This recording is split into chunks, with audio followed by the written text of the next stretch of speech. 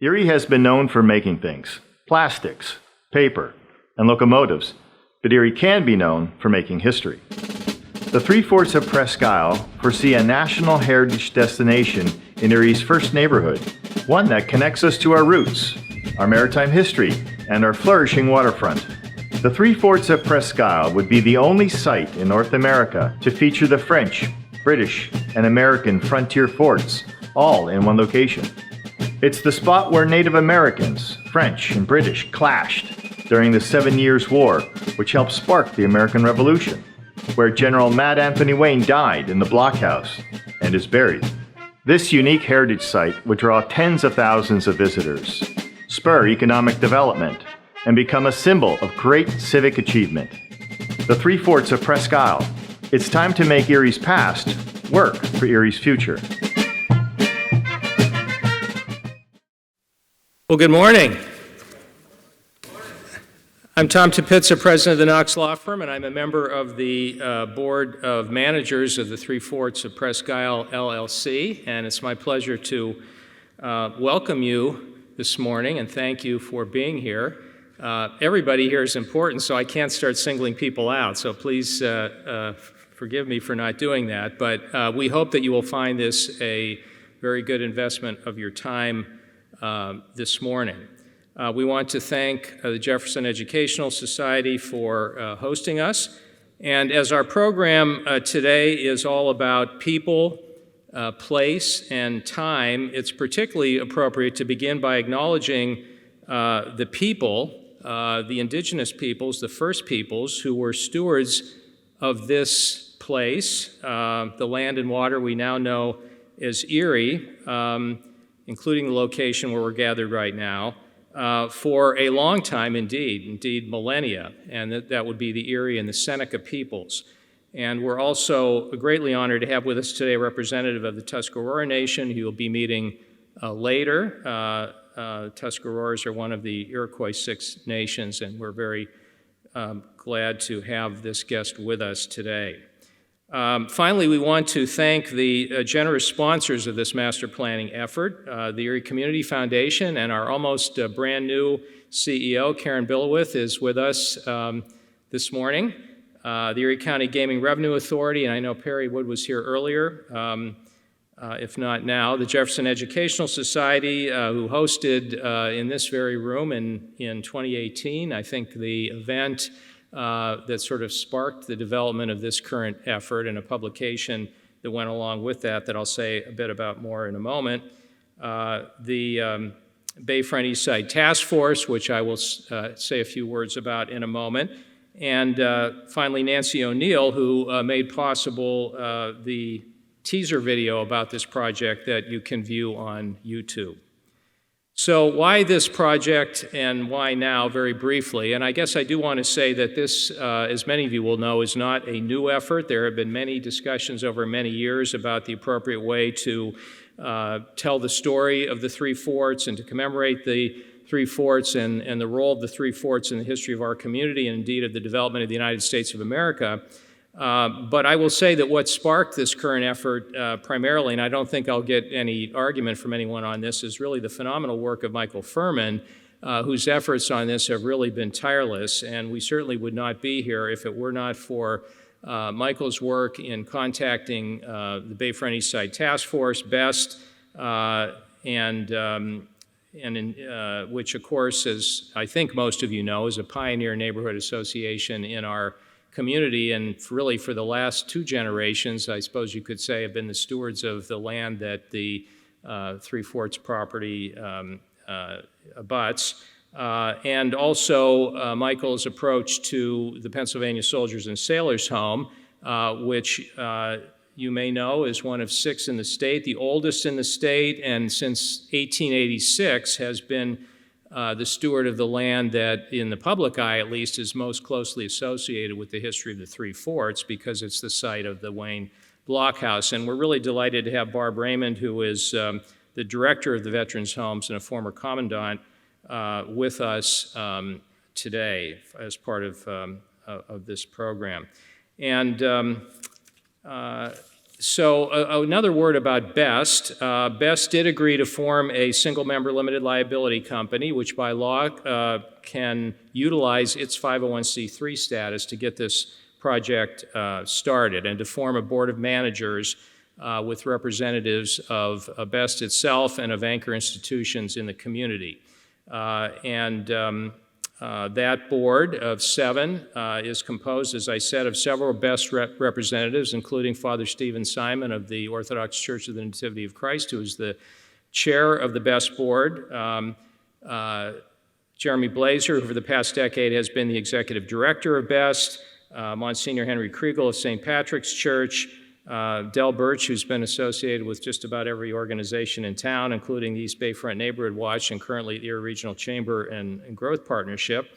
Ken Vibrel, who is volunteer coordinator at the Soldiers and Sailors Home.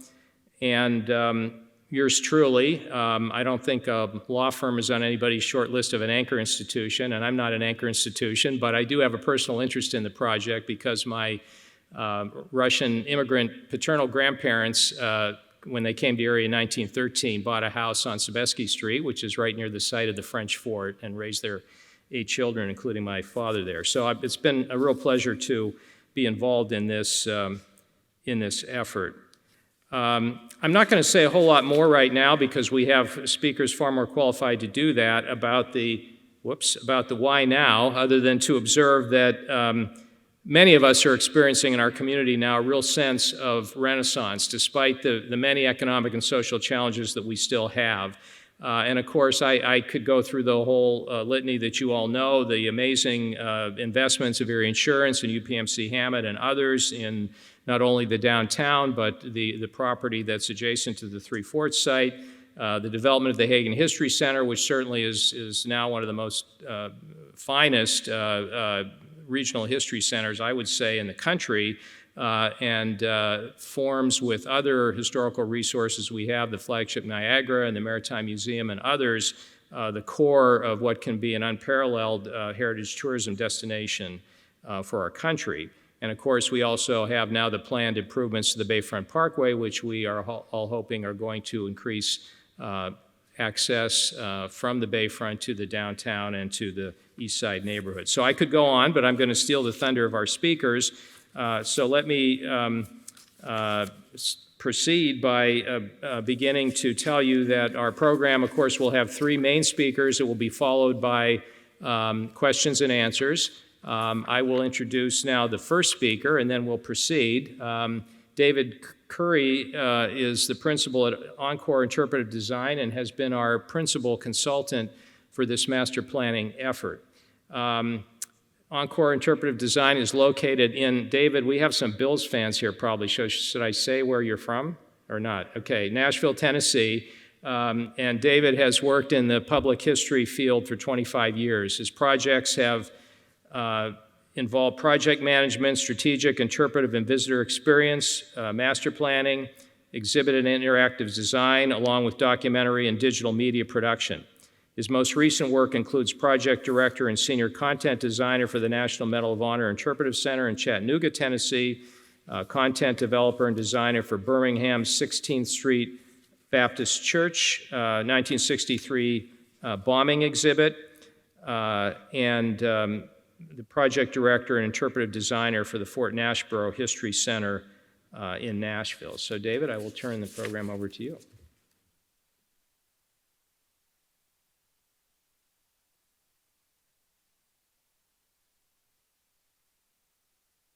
Well, good morning.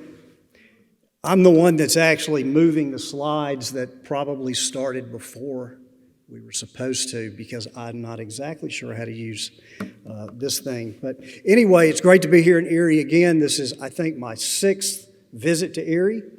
I've been shown, I will say, the works by Michael Furman, who has spent a tremendous amount of time with me on the project.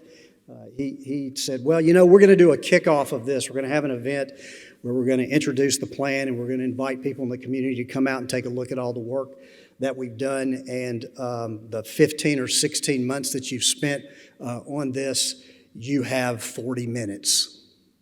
And I said to myself, well, you know, I'm a historian, and I can't organize my sock drawer in 40 minutes, but I'm going to try to get through this as fast as I can. We're talking about a tremendous amount of property when we look at the Three Forts, what I call the campus.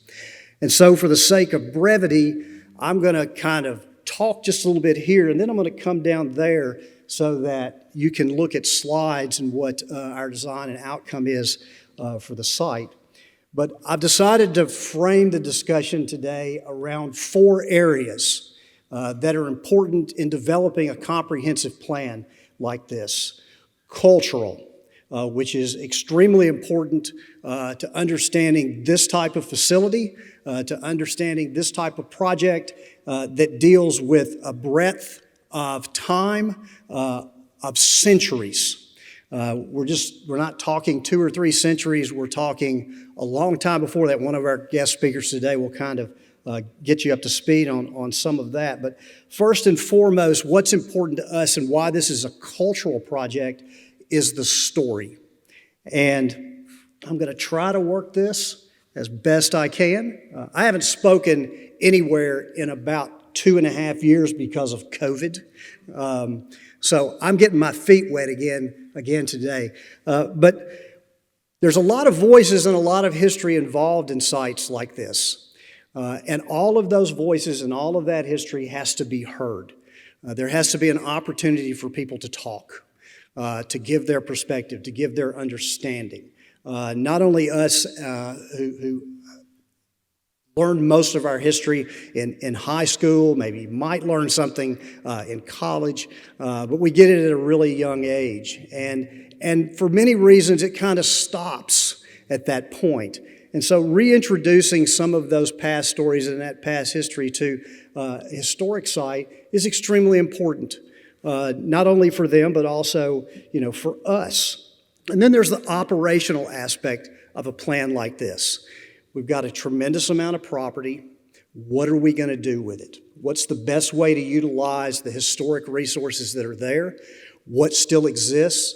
What's not there anymore? What additions would we have to make? And that can be very time-consuming, and I'll talk a bit about that in a minute as well. Then there's the collaborative end. A project like this, I think often we look at a historic site or a museum and we think that it's totally about the past. We go in there, we learn about a civilization, a people, a thing, an object, a story that happened a long time ago. And once we leave that place, we're able to leave that history there. But I would argue the exact opposite of that. What these places are for are times and areas for us to learn about the past so that it can inform us today. And there are a lot of what I call intended and unintended consequences associated with history. Things that people plan to do and things that they didn't plan to do, and things end up a certain way. There's a common belief that the Founding Fathers wrote these documents and they knew exactly where they were going and exactly how we were going to operate over the next 200 or 300 years. Well, we call that, as a historian, reading history backwards. We take a current day circumstance and we think, we eventually ended up here based on all of that planning that they did. And I would say that really, they didn't know what was going to happen the next day. We are kind of a residual of all of that past learning and experience from then that we then try to employ today. And so sites like this become kind of a springboard, an opportunity to learn about the past, to see how that is going to lead us in some way in a particular future. And then, of course, the collaborative end of this is involving people that might be what you would consider outside the project. And we're going to learn from some of those people today why this is a project that deals with the future, not just as a historical educational resource, but as a resource for other things as well. And then finally, there's the economic end of this. How do you pay for something like this? What can we expect to benefit as a community from this? How do you keep the doors open? There's the word sustainability, and sustainability is extremely important when we talk about this project in many different ways. but one of them is economic sustainability. But there's other parts of economy and economic development that are built into a plan like this. It's also part of community development. You know, this is going to be located in the East Bayfront area of Erie, one of the more depressed part of the community.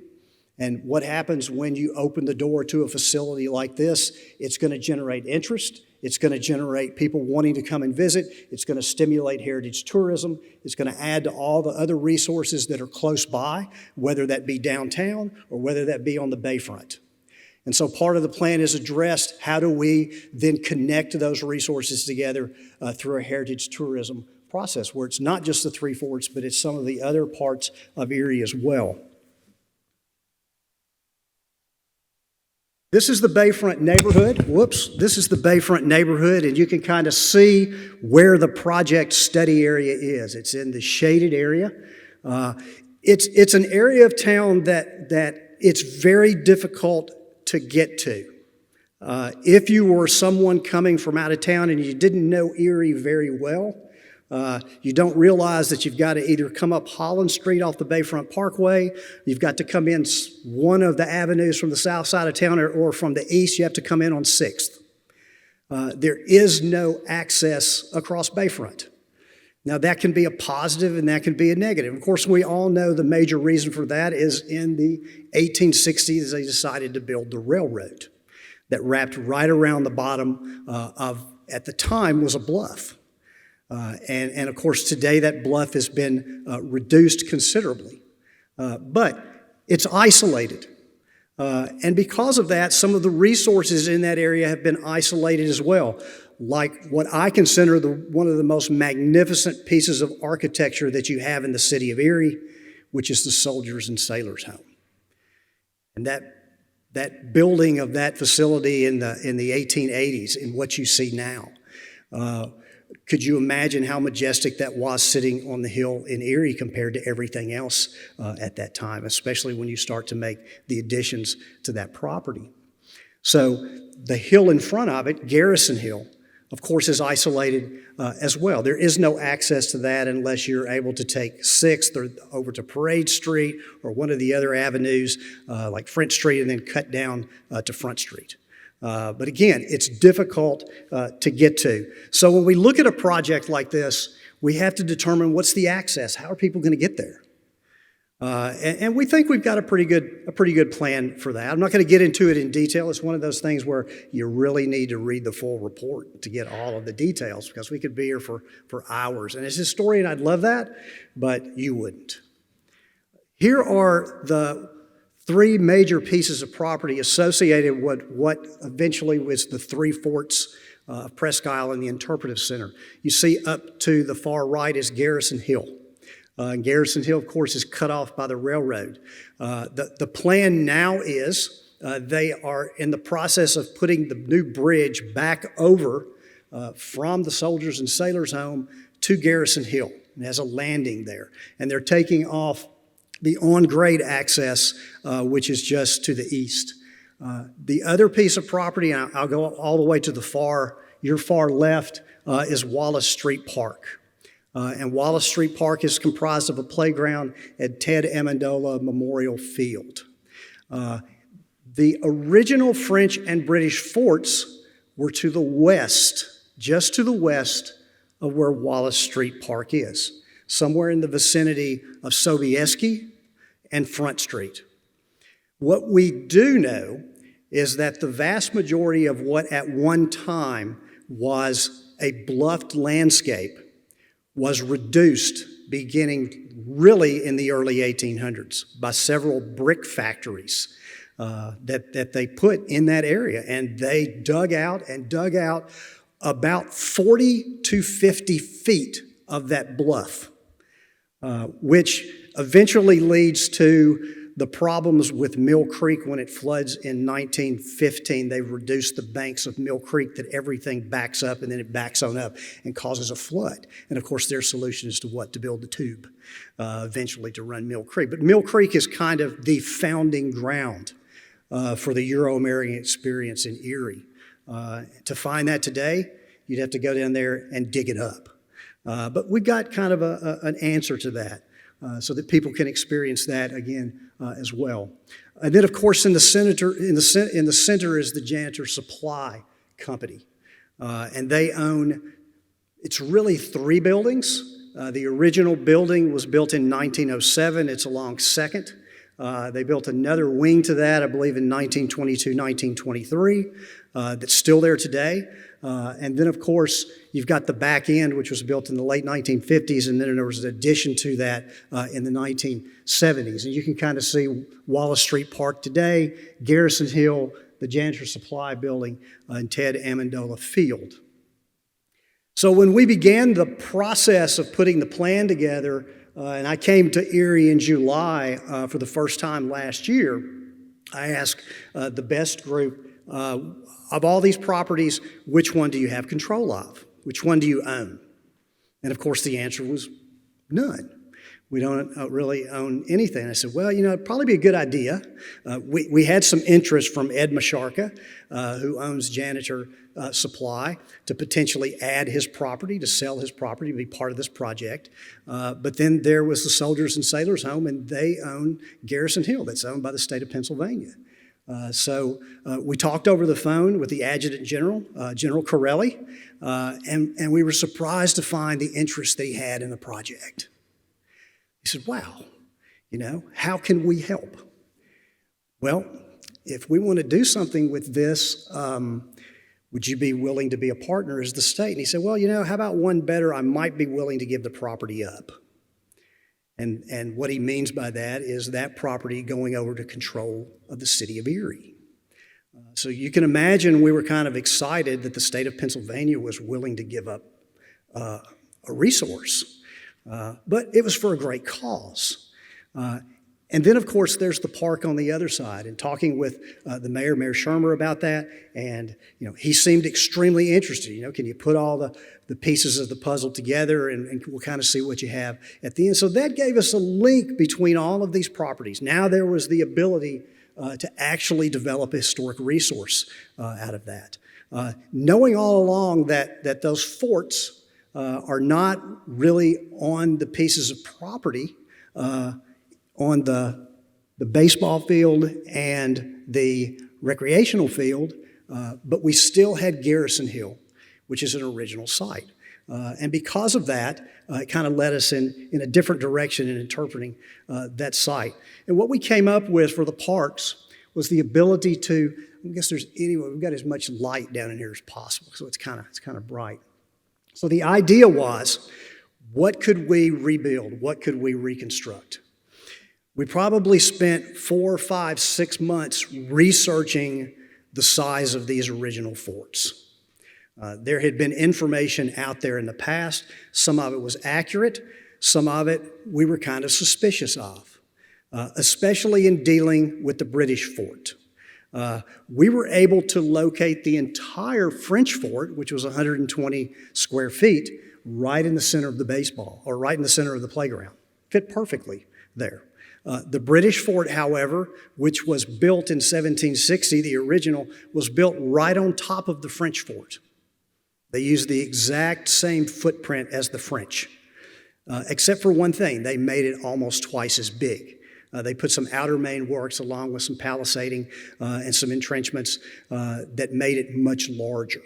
But they did put this huge, massive blockhouse right in the middle. But you can kind of see the initial design for this of those 2 forts. And then we started to realize that there's not a story being told there about Indigenous people. And it became extremely important for us. Again, it's part of that cultural understanding of a resource and an interpretation of a site like this. So we looked at the project again, and we said, you know what? There's areas in here in which we can talk about Native American history. Which is extremely important to both the French and the British. And so you can see right in the center, we decided to put an area, and we're calling each one of these zones a zone in which we can, in some way, interpret that part of this landscape's historic past. And so there we have a longhouse. which is, again, it gives us an interpretive piece to be able to talk about that history outside within this fort complex. Here's kind of the French fort based on the design of the information we were able to pull together. And again, it was very limited. Also, one other part of this, if people may or may not know, is the French actually had a village that was next to the fort. And that was not uncommon, in which they would send out Jesuit missionaries that were part of their military apparatus. And they would build churches and they would build villages and they would supply things to the military arm that was there. The one thing we did find out about this is that they didn't do as much supplying of what we would consider trade goods as they did alcohol. And the French actually had stills, and they produced a lot of alcohol that they sold to the French soldiers to the point that the French commander was extremely upset and kind of wanted to get rid of them because his troops were not in fitting shape to be able to defend the installation if it was attacked. And it's never attacked during the French and Indian War. But we don't know what that village looked like. All we have are a few documents that tell us it was there. We have correspondence by the French commander talking about it. So our idea is to do something a little different, which is to create some structures that we would consider ghost structures, so that people would get an understanding of the types of buildings they would have there during that period, but at the same time doesn't tie us down to say, this is exactly what it looked like. Because again, we just don't know. And then, of course, our Indigenous Peoples Zone, the ability to build a longhouse, to interpret a specific history, one that's still with us today. And our second guest speaker is going to talk just a bit about that. But again, it became extremely important for us to make this addition because you can't really tell either one of those stories about the French or the British or really anything else without that understanding. Here's the British fort with the blockhouse, trying to design a blockhouse based on several different reports. We think we've gotten it pretty accurate. And then, of course, here is more of an overhead view of what that would look like with the two forts, our Native American zone in between, and then, of course, on the other end, the Interpretive Center. I'll come back to the Interpretive Center. But the other campus, which is the East Campus, is Garrison Hill. And so how do you interpret what is an archaeological site? We know that last summer, when they did the 106 review for building the bridge across from the Soldiers and Sailors Home, they had to do an archaeological study. They hit materials. If you notice the first slide, that was the well that they had dug from the War of 1812. And they were able to locate that on that site, which kind of told us, you really can't stick anything in the ground. Not to the point that it would be a standard operating procedure as a historic structure. So our idea was to interpret this more as a memorial site. We know the outline of the fort. And everybody's been to Pittsburgh. You've seen Fort Duquesne, where they put the outline of the fort in the ground.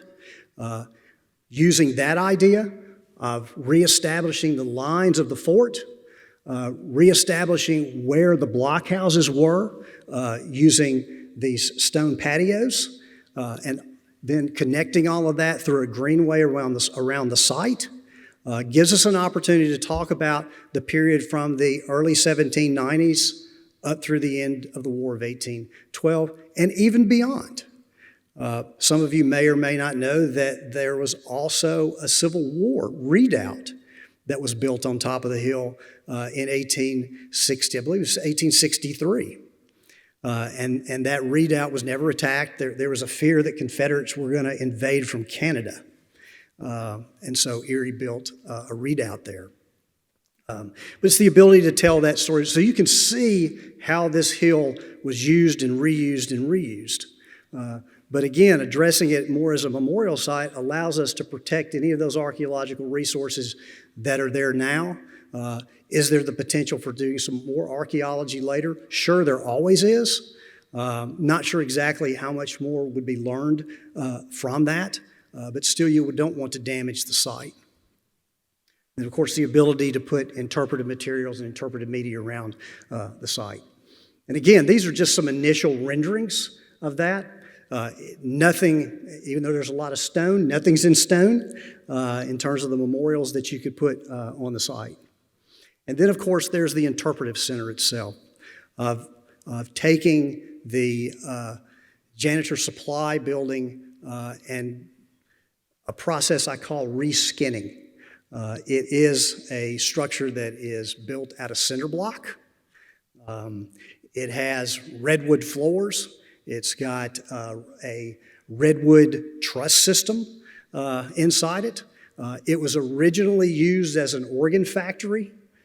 So there are openings, one very large opening between the first and second floor so that they could run organ pipes up, get the tall organ pipes in there. I looked at it and said, this is perfect for an interpretive center. I've got a way to get to the second floor, and it's already got an elevator in it. But then taking that building and putting a new exterior on it, one that would look much more in sync with the rest of the site, that is a complement to it, but doesn't necessarily challenge it. And of course, all the interior spaces associated with an interpretive center gives you an opportunity to do a lot of things.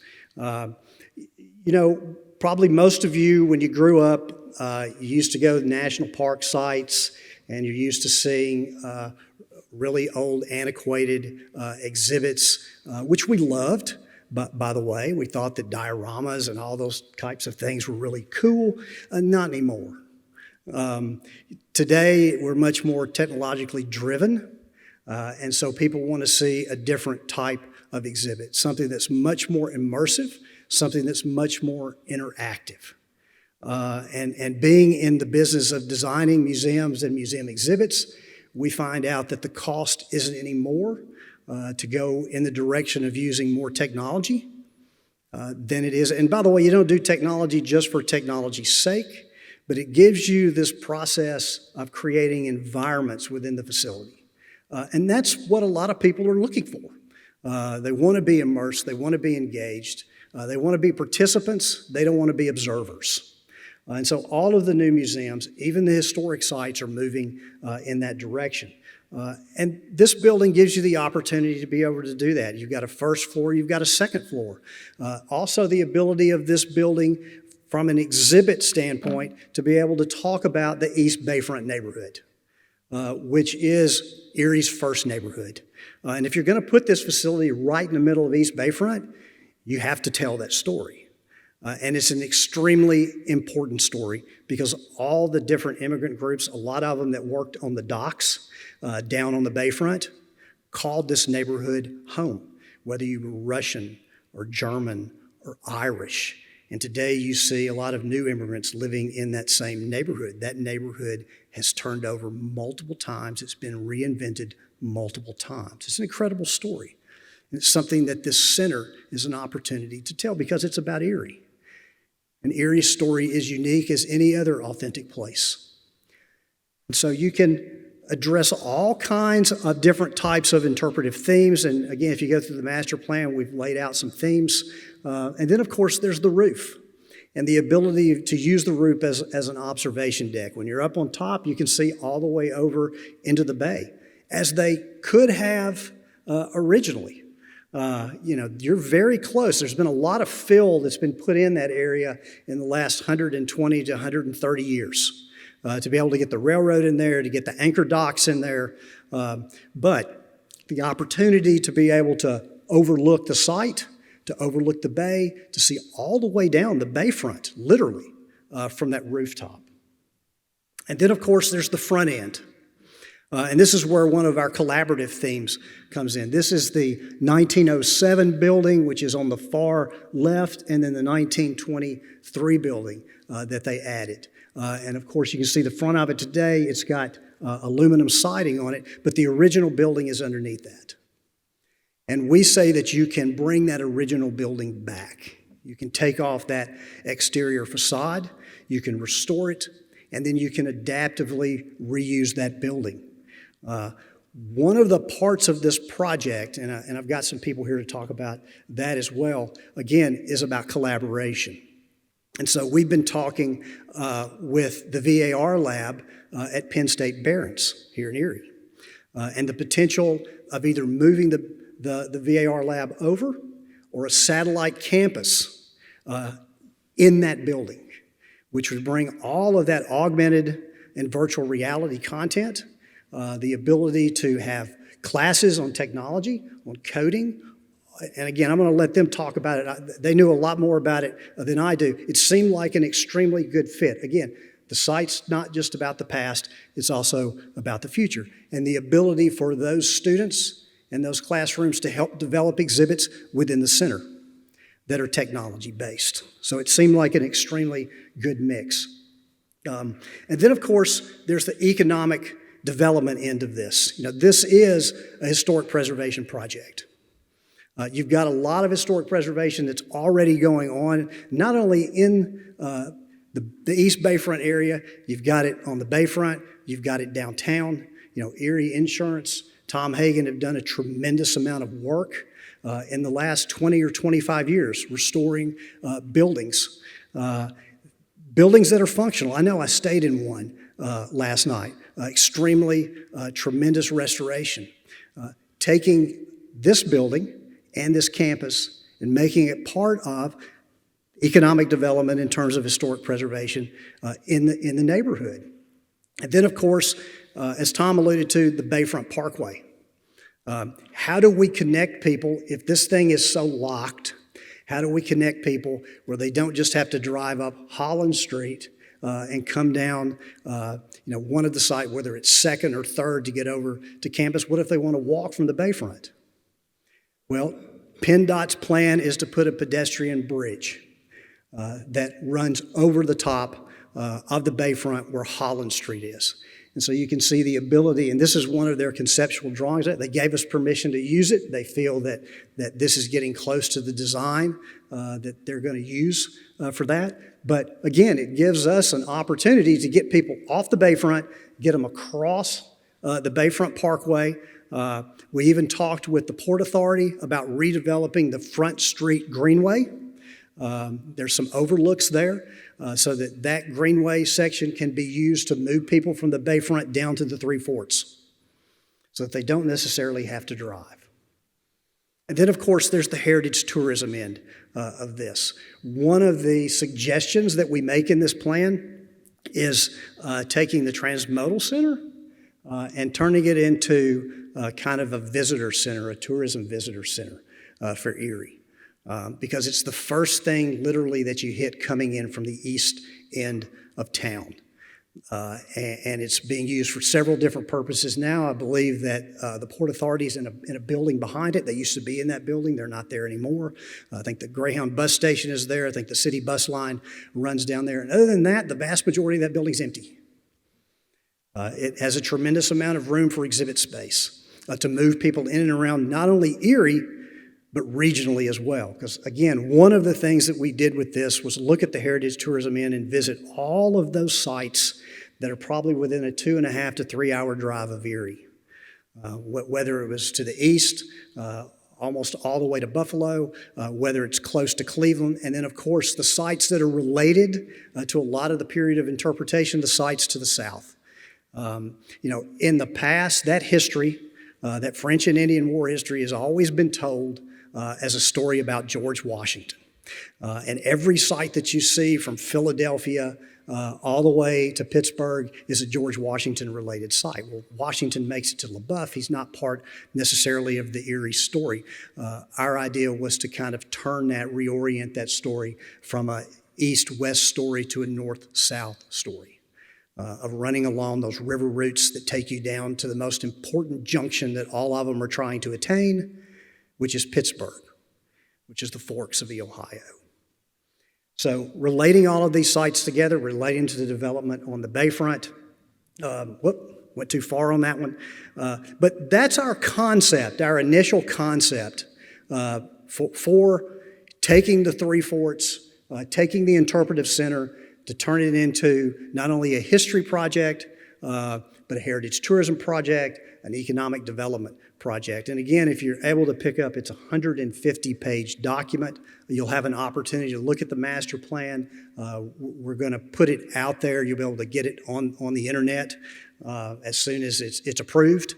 Then you'll be able to see all the stuff that we're talking about.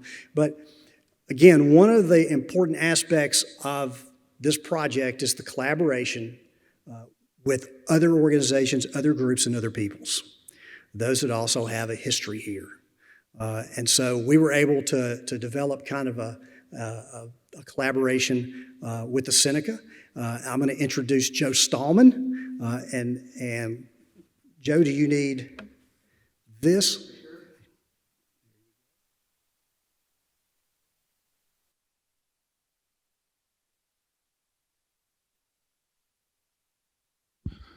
Yawiskano, Choyaskenehe, Yate Joe Stallman.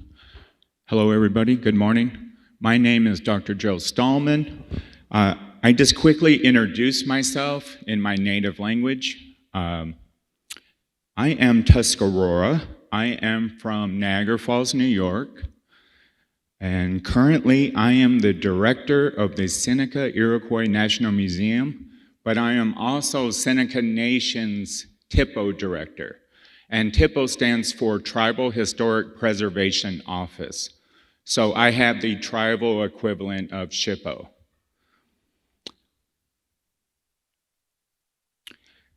I would like to thank Mr. Michael Furman and Mr. David Curry for inviting me. So about a year ago, they came to the museum and they wanted a tour. And I gave them a tour. And at the end of the tour, they started talking about this idea that they have. And they asked me if I was interested, and I said, no, I'm not. The last thing I want to talk about is war. So for me as a Native person, I encounter so much war. So to be Native in the United States, it's kind of a situation where we have been relegated to the past. And so for a lot of histories, that relegating of the past is stuck in spears of war. French-Indian War, the American Revolution, the War of 1812. And then after that, we kind of disappear. However, what a lot of people don't realize is we have been here for 14,000 years. Between the evidence seen at Meadowcroft and the evidence seen at the Genesee River Valley, we have been here with a certainty for 14,000 years. And guess what? We have lived with climate change, we understand resiliency, and we don't consider ourselves to be stewards of nature, we consider ourselves to be part of nature.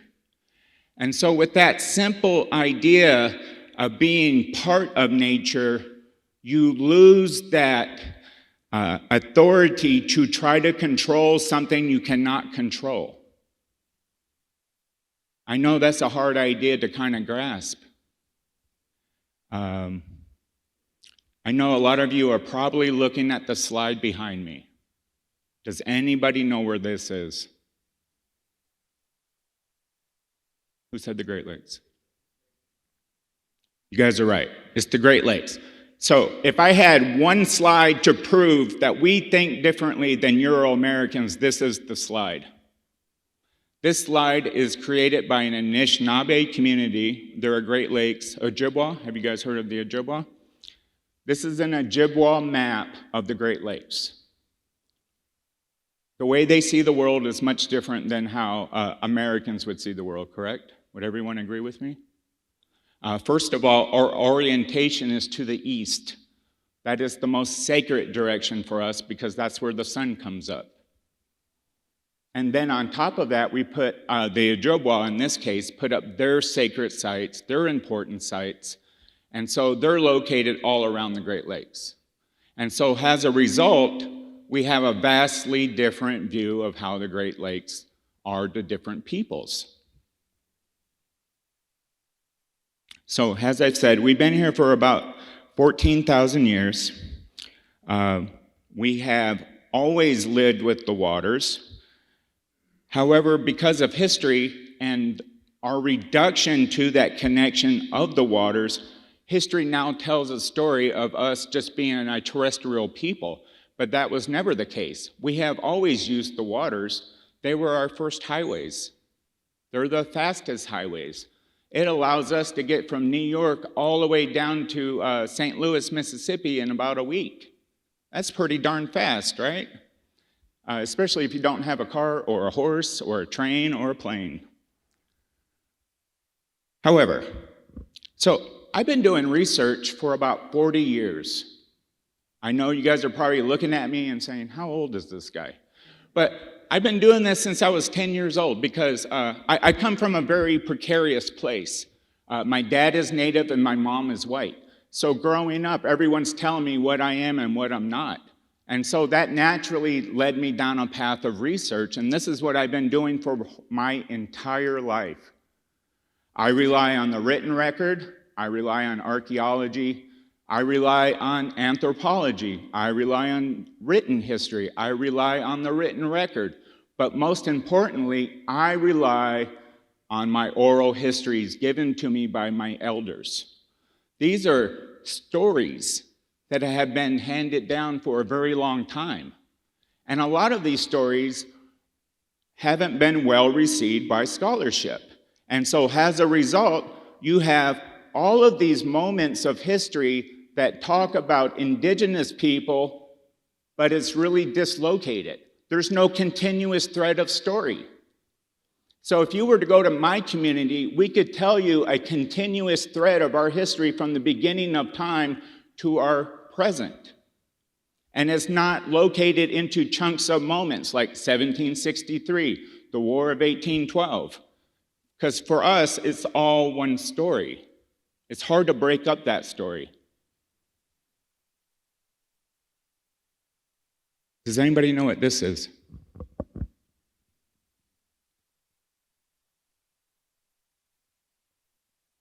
This is what ecologists call serial secession, right? So when nature goes into a period of barrenness, it starts over because it never ends. Everything's a cycle. Does this come with a pointer? Center? Okay. So at the beginning, you start with bare rock, and it quickly works through all of these stages to a mature forest, right? All right, does everybody buy that? Okay, so I don't have a lot of time, so I'm going to do this very, very quick, and I apologize. But if you want a fuller story, please come to Salamanca, and I'll give you a tour. So we have a story, and this is a story that is a story about a woman who falls from grace.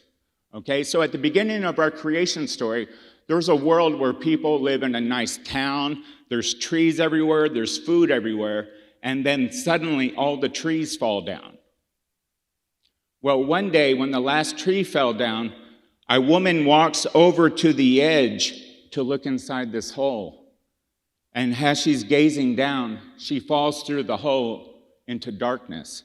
And as she tumbles through the sky forever and ever, the flying creatures who live in this darkness decided to save this helpless being, and they carry her to the back of a turtle, a snapping turtle.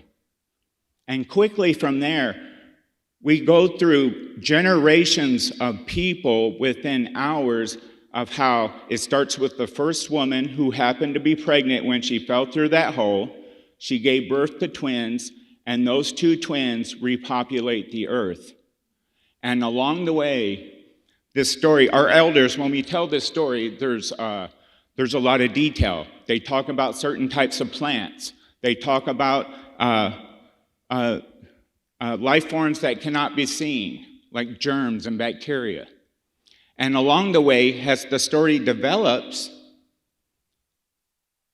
they talk about all the resources that come back to help human beings. Because one of the things in our culture is, and the reason why I say that we're not stewards, is that we're part of the land, is because within our stories, we don't talk about having dominion or control. And that's why we always point out in our stories how these different elements of life have helped us, because we wouldn't be here if it wasn't for these things. So in this story, I hope you guys take the time to come and see me at the museum, or even jump online and look for a good version of this story. And I have to tell you, right now, there's probably about 200 plus versions of the story on Google, and there's many, many more in written form.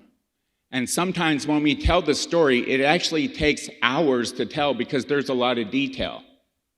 And I'm sorry for my quick summary. But there are some common themes in this story, okay? So there's a fall from grace. So when she falls through the hole, that's a fall from grace. And then there's a rebirth. That's when the animals save her and take her to the back of the turtle. And during that process, as the woman is learning how to live with turtle again, all the animals are teaching her how to live with the earth. Not to be a part of it, but part of it. And then there's a level of self-care. And I'll get to this point in a minute, okay?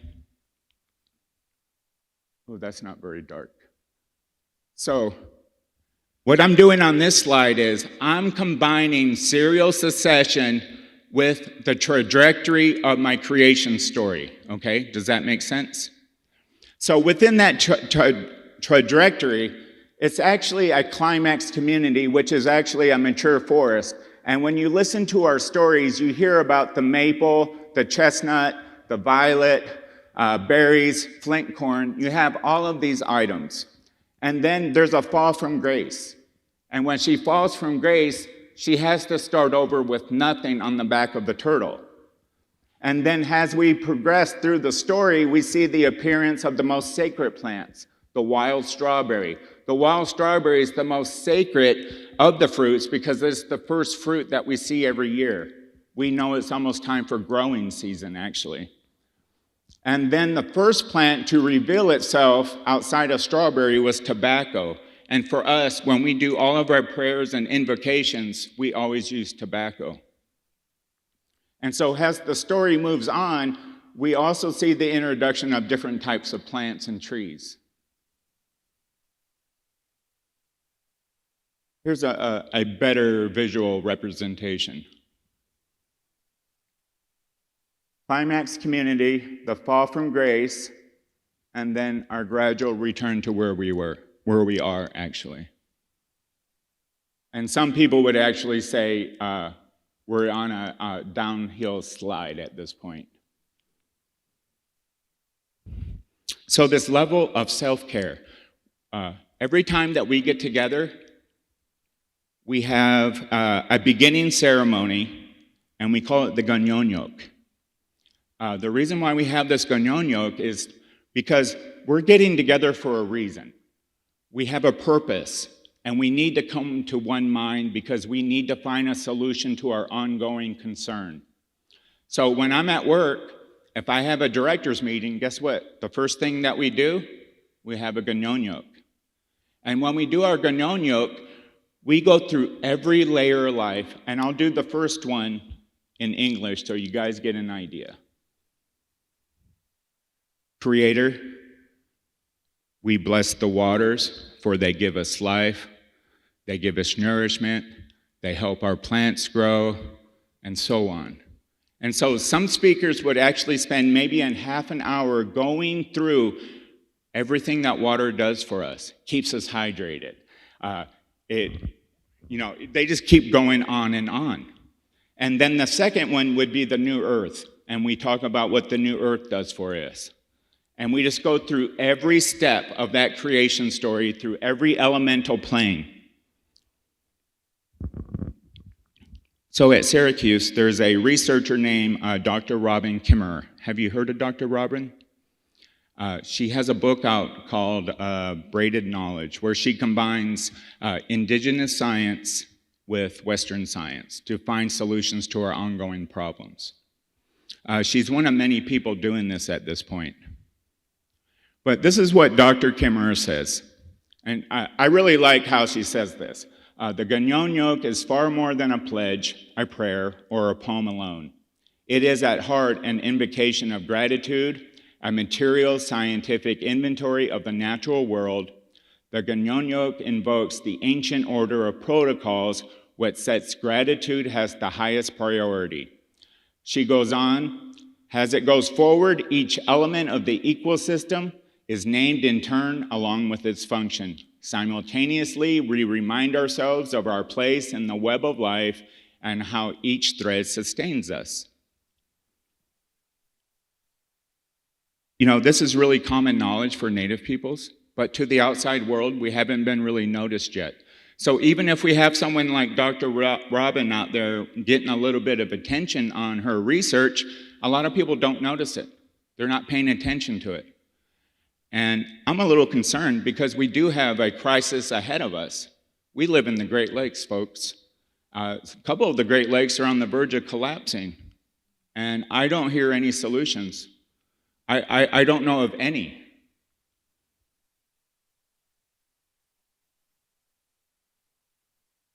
But the one point that I would like to bring up about the Ganyonyok, because we did fall from grace. We had to relearn how to live with the earth because we messed it up the first time, and that's what that creation story is. We fell. And so we had to start over, and we had to pay attention. We had to observe nature. We had to understand nature. We had to understand resiliency. We have to understand when we can take a fruit, a tree, a leaf, a water. Because if we mismanage this, we lose that resource because we learned from our first time around. However, since 1783, we have slowly lost our grasp on North America. By the early 1800s, we were reduced to tiny islands of reservations throughout the Americas. And so as a result, we started to lose our connections to all these different forms of life. However, at home, we continue it with the Ganyonyok. So I only got time for one example, and I want to talk about something that I've been working on for about 10 years, okay? So because we have been relegated to land, I've been focusing a lot of my research on how Native Americans actually lived on the land. And what a lot of people don't realize is, well, this is because how history kind of segregates and segments everything. And there's even some narratives where it makes it sound like we're just wandering in the woods, picking up food and clunking each other in the head with war clubs until the white guys came, which is not true. We actually lived with the earth. And even some of the stories that we tell are a little bit stereotyped. Because when people talk about Native Americans, they talk about the three sisters, right? Corn, beans, and squash. Well, guess what? We had a lot more than just that. What a lot of people don't know is that we lived in forests, but these forests were managed areas. And I'll quickly tell you, the clicker. So I know it's really light up here, but where my mouse is going, you can see this river going down, and that's the Genesee River. This is the homeland of the Seneca and Erie peoples. And they have been here for 14,000 years. There's a site right outside of Avon, New York, and it's called Hiscock, and it's a mastodon site. And within that mastodon site, they found a human rib and 2 teeth. So I know for a certainty my ancestors have been in this river valley for 14,000 years. Archaeology helps a little bit, not too much. But in this area, so if you look over to the right, all of those spots are what scientists are calling oak savannas, okay? These were mature forests that we would burn every year. The good thing about oak, there's a couple of good things about oak. They want to live forever, and they respond to nature. So with the Seneca in this area, one of the first things that they would do every year is burn the forest. And that does a couple things. One, because oaks are old living trees, after a while they don't want to produce nuts. Because biology tells us that we want to live forever, one way or another. We'll either do it by being immortal, or we have to reproduce, right? So there are some species of life that actually stop reproducing after a point in time. There's certain types of trees, certain types of crocodiles, and they can live for a very long time. Well, oak trees, after a certain age, they don't want to produce acorns anymore. My ancestors understood this. And so every year what they would do is start low-grade fires in the forest, and this stimulates a biological response in the oak trees to produce more acorns because they think they're going to get burned out. Guess what acorns do? So before we had corn, our main source of flour comes from acorns. However, it takes about 2 weeks to get the tannins out of them. And so every year when we start these fires, that makes sure that we had enough food to last us through winter. However, the stuff that we don't pick up from the floor, guess what that does? It brings in wildlife. So we didn't have a need to domesticate anything. We didn't have to waste our energies. Actually, when you start a forest fire, you don't really have to even pay attention to it. You just let it kind of go until it burns out. And so as a result, we were able to stay in our areas. So if you look over here to the left, these are all Seneca sites, just in the valley. There's thousands of them. And if we were to put this in an overlay, it's going to match up. Even in the western part of the state, in the Buffalo area.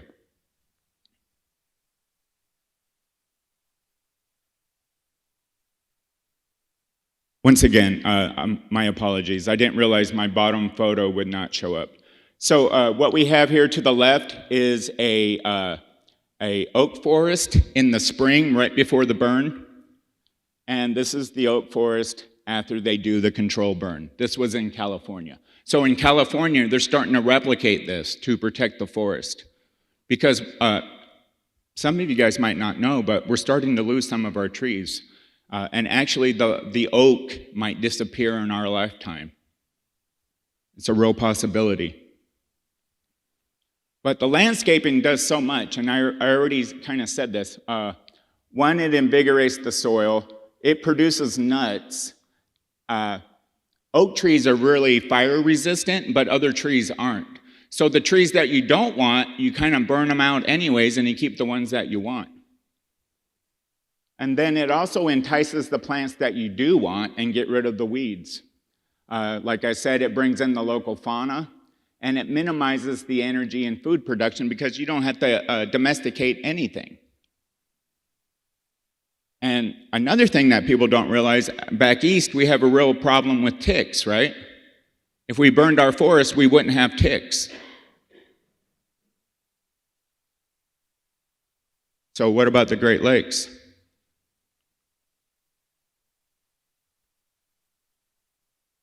So for me, talking to Michael and David, I saw an opportunity here.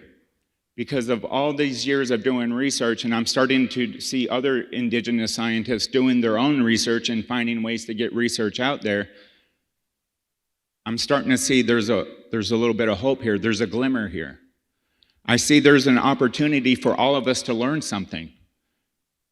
You know, I've been standing up here for almost 20 minutes talking about my culture, but you know, the knowledge that we have about the Great Lakes is actually dying out. Only a few people know it.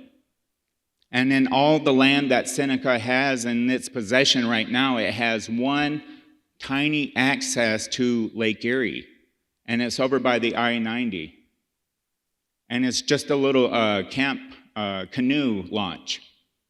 That's our last access to the Great Lakes. We're losing this knowledge. And we all live here. We're all neighbors. We're all family. And I'm really worried about the Great Lakes. We have to do something about this. And the more I think about my history and my past and the research I do, I see a lot of opportunity for collaboration here. I see a lot of opportunity for us to put our heads together and become multidisciplinary, not just in research, but in economics, community life. Because if we're going to continue to utilize these areas, we need to find our solutions. And for me, I think some of the answers lie in the past. But we got to get to work, otherwise we're going to lose out on time.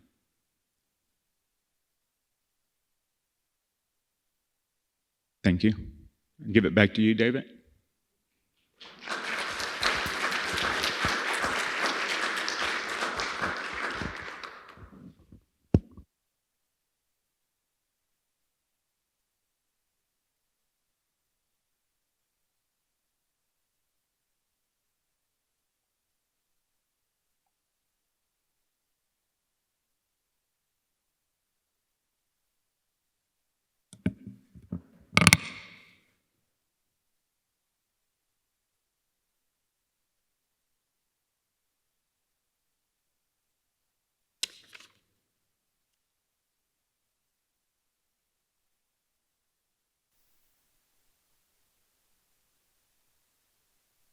Our next speaker is Randy Gross, who is an economic strategic planning and development consultant with over 33 years of experience on more than 600 projects worldwide. He's based in Nashville and has had offices in Washington, D.C., Johannesburg, South Africa, and London. He likes to say that he works from Peoria to Pretoria. Mr. Gross provides services including real estate market analysis and financial feasibility assessment, economic and fiscal impact analysis, public facility needs assessment, and economic and community development strategic planning. He's worked on a broad range of very diverse projects ranging from heliciculture, small farming, I'm sure I goofed that up, to skyscraper development, but has particular specialties in cultural heritage project feasibility, poverty alleviation, downtown and neighborhood revitalization, arts and cultural economics, and affordable housing. When he was, and these are his words, much, much younger, Mr. Gross consulted for the Erie Port Authority as part of the UDA team planning Erie's Bayfront and Niagara Pier.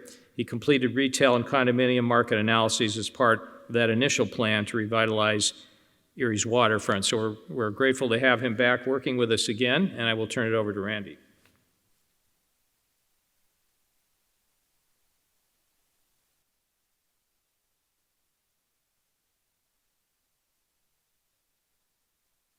Thank you, and I'm glad to be here today. Thank you so much, and I enjoyed the presentations that we've heard today so far.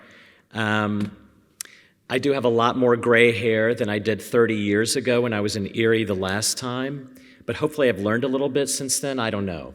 We're always learning, right?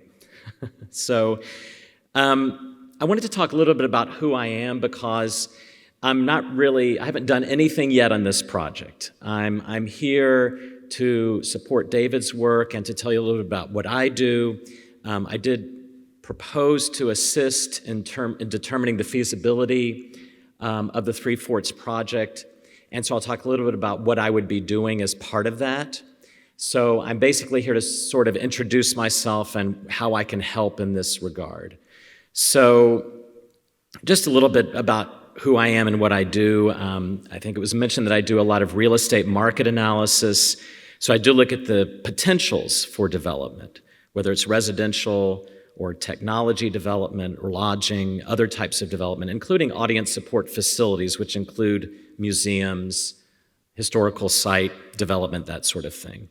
I also do financial feasibility assessment, economic and community development strategic planning, public and community facilities needs assessment, and impact assessments, among other things. And by the way, it was heliciculture, which I've worked on a number of agricultural development projects, especially in Africa. Heliciculture, does anyone know what that is? Heliciculture is snail farming. So I don't know how many of you have done a feasibility study for snail farming, but that's something I've looked at before. In terms of heritage development, that's an area where I have a lot of experience and a particular interest. These are some examples of some of the projects I've worked on around the world. One that's particularly interesting is the Cradle of Humankind, which is a World Heritage Site designated by UNESCO in South Africa. And I worked on the initial financial plan and market and financial plan that was submitted to UNESCO for designation of the World Heritage Site, as well as the master plan once it was selected for development. So that's the Interpretation Center you see on the upper left there. What's interesting about that site is it's a series of caves where they found the oldest hominid fossils, the oldest human fossils in the world. So that's why it's called the Cradle of Humankind. But we're not allowed to go into those caves because human breath will destroy those fossils. So how do you create a heritage site for tourism and for development around something you can't even see? Similar to not having a fort that's still standing. And certainly interpretation is a major part of it. The Interpretation Center is the key attraction there.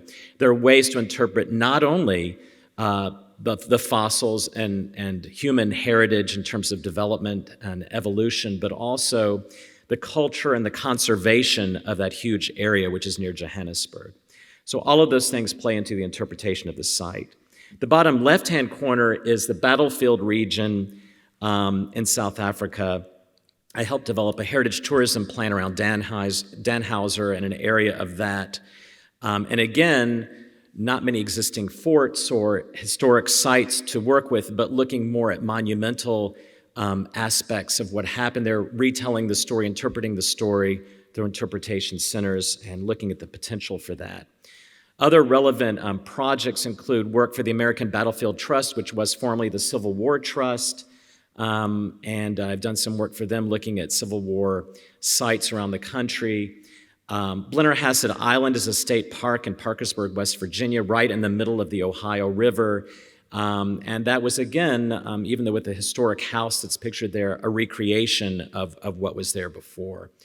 The Dixie Plantation, which has since changed its name, in Tallahassee, Florida, I worked on last year, again, interpreting the heritage of a specific house, but it's also now owned by what's called Tall Timbers Foundation, which is the world center for forest preservation, for fire burning techniques, which links nicely into what you were just talking about. And there's a lot of research that occurs at that site. So the real question there was, how do we use this historic site to accommodate research activity, meetings, and other events that could revolve around that particular question.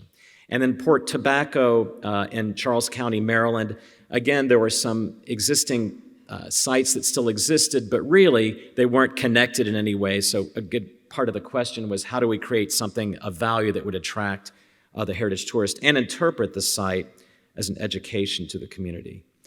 Some observations about heritage tourism. You may or may not be aware that cultural tourists spend 60% more than leisure tourists, for a total of about $170 billion a year in the United States alone. They take 6 to 10% more trips per year. They typically are older and therefore more affluent and also better educated. And they rank historical places and museums among their top destinations, which is why they're relevant here as part of the market or the opportunity for this site. They tend to shop more, spend more on lodging, and take more group tours, and therefore they create greater economic opportunities in the community for entrepreneurs, for small entrepreneurs, for education, for lodging, and for other types of economic opportunities.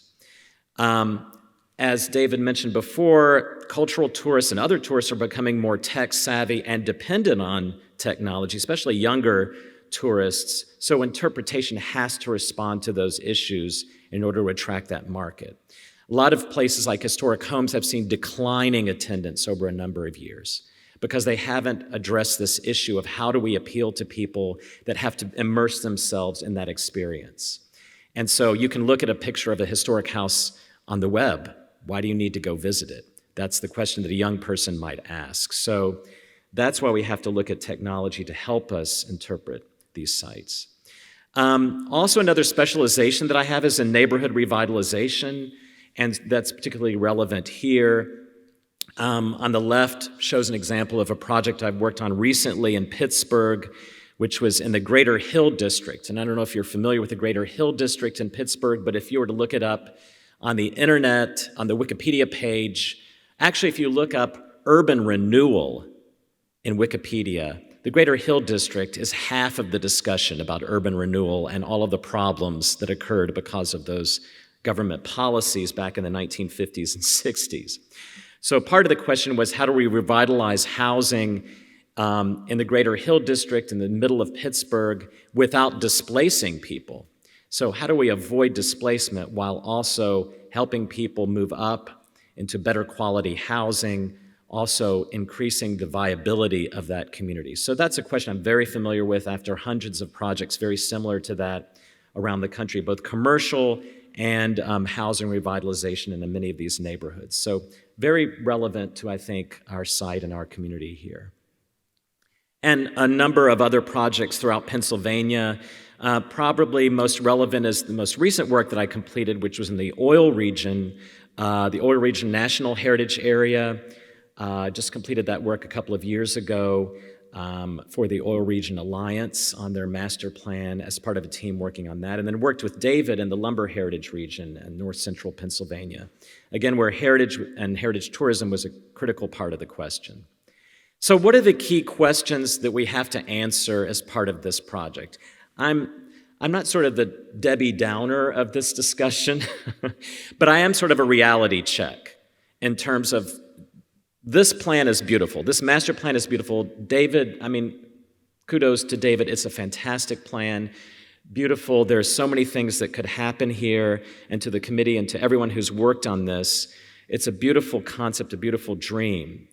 Can we make it work? And how do we optimize it and get the most out of it for our community in terms of education, in terms of interpretation, in terms of conservation, in terms of sustainability, and also get enough people here to support it and make sure that it's sustainable from a financial standpoint. So number one, is the concept viable? Will the Three Forts concept attract visitors, for one? So as part of it, I had proposed to do a market analysis. So I would review the concept plan in detail, look at existing conditions, complete a site analysis, really look at your regional tourism base as it is now and your visitor flow through the area. Look at comparable sites around the world in terms of what they have been able to attract and what are the challenges in terms of their markets. Looking at your economic base and what the drivers are. And then looking at things like what are the demographic niches to support this type of project and the participation rates of those different demographics in terms of how much people visit sites like this and why do they visit sites like this. So there's a lot of information on this, but I will be starting from the ground up in terms of really understanding your specific site, the history here, and how we can optimize the market for that. So really looking at concept market areas and niches, heritage tourism through the region, military tourism, because there are people who are interested in military things, regardless of that, and other market niches as we've talked about today. Really looking at what the site can capture and forecasting attendance for different niches of that market and what the potential might be. Second question, is it financially sustainable? So if you raise the money to build it and they come, is this sustainable year after year? Will it be operationally feasible? How do we make it work for the long term? So there will be a financial analysis, an operating pro forma, but not looking at a return on investment per se in terms of financial return on investment. It's really more, does it generate sufficient income, net operating income, to be sustainable over the long term? And that's the reason, part of the reason why you do the market analysis, to really understand what is generating the income, how many people will be coming here, how many ticket sales will there be, will there be merchandising opportunities, events, retail, rentals, facility, tours, etc., that generate income, as well as contributory income and grants. So what are the income streams for the property? What debt, if any, would it carry? What are the operating expenses from the ground up? What kinds of things will we need to spend money on an annual basis? And then what are the gaps in terms of sustainable operations, and how do we fill those gaps if possible? We really have to understand that in order to move this forward. And then out of that comes some sense of an appropriate management structure in terms of staffing, in terms of operating requirements, to make sure that this works properly and sustainably. So the management structure, you may have some concepts already in mind about who and how this would operate, but I think the financial analysis, the market analysis will help direct you or refine that concept a little bit more in terms of how best to make it operate. That's where collaborations might come into play, for example, to make this work and optimize it. And how will it best succeed? So again, what is that management structure that works, and what would be the business plan, I would call it, for this operation? Phasing, you have a number of different elements as part of this. How do we bring things on in a way that optimizes the market, brings in income, makes sure that it's self-sustaining, and generates the best benefits to the community? What are the on-site economic activities that need to occur to generate income? What is the marketing plan, the staffing plan, and the management structure, as I mentioned before? And then operating and maintenance, obviously very important to that business plan. And finally, funding and development. So those are elements that we would naturally examine as part of an indicative business plan to help move forward. And then how do we optimize benefits to Erie and to the East Bayfront community specifically? So one of the things that we've proposed is really looking at I know there's a lot of work that's already been done in the East Bayfront in terms of neighborhood planning. So we need to understand the physical planning that's been done, the kinds of opportunities that have been done or taken advantage of in terms of community development already. And I think there have been some successes, and there's a lot of historic preservation as well underway. There's a need to understand from the community what the community really needs and a direction of where it wants to go. I know there's already been some of that, but I need to understand that in terms of economic future for the community. Understanding neighborhood conditions, and then really looking at what kinds of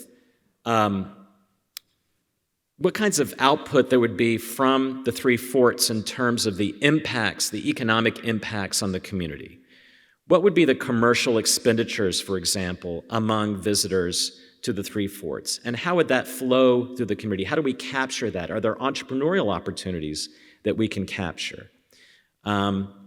Housing, for example, how do we look at how to improve housing, enhance the housing that is there, or develop new affordable housing, for example?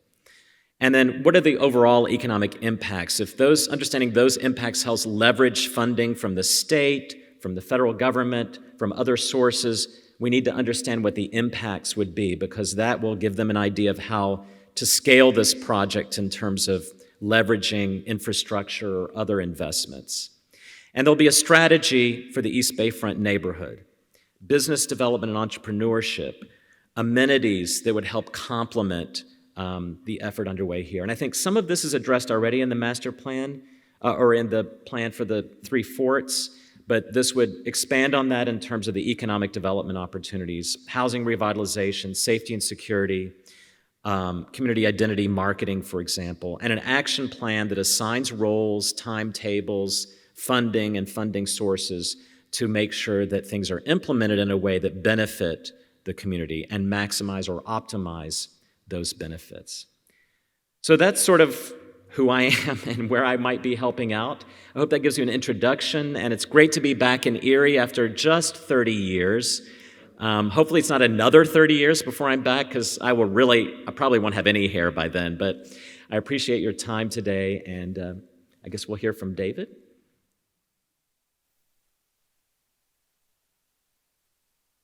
Thank you.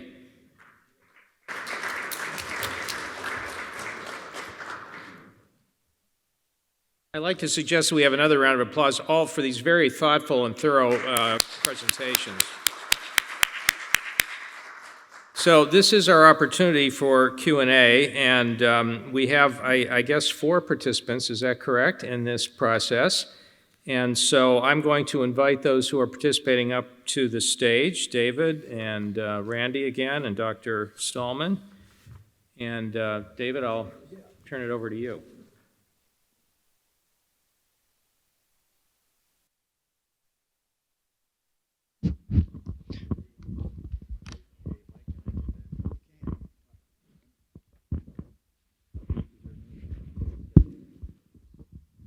So if you have a question, put up your hand and I'll run over Yeah, I and think give you the one mic. of the things real quick, you can see how complicated a plant like this is.